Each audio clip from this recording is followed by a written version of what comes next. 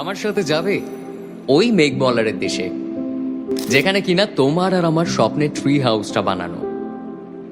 এবারও না হয় পড়ন্ত কোনো এক বিকেলে তোমার সাথে একটা বন ফায়ার কাটাবো কোনো এক সন্ধ্যাতে, আর হাতে চা। তুই হাসলি যখন তোরই হলো এমন, তুই ছুলি যখন তোরই হলো মন। দু চোখে আঁকছে শীত বাহারি ডাক টিকিট, দু চোখে আঁকলো শীত বাহারি ডাক টিকিট।